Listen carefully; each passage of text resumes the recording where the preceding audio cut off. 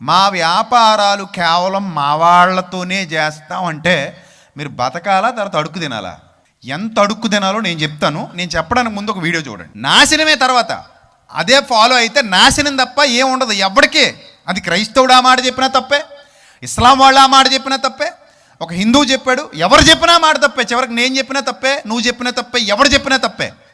ఆ మాట చెప్పకూడదు ఈ భారతదేశంలో. చూడండి ఏమన్నాడో వినండి ఆయన. మనము ఆర్థికంగా బలపడాలంటే, మనవాడు బలపడాలంటే, మన మతం బాగుండాలంటే మనము మన వాళ్ళ దగ్గరే ఉండాలి స్వామి.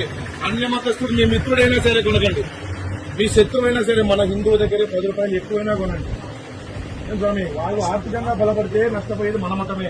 మన మతమే మన బలం. ఏం స్వామి? మన మతం మన మతం మన బలం. మన మతం కాబట్టి గుర్తుపెట్టుకోండి స్వామి. ప్రతి ఒక్క స్వామి మీరు టెంకాయ కొంటున్నా, పూలు కొంటున్నా, ఎందుకంటే సగం సమాజము మిగతా మన హైందత్వము సనాతనలు కాకుండా మిగతా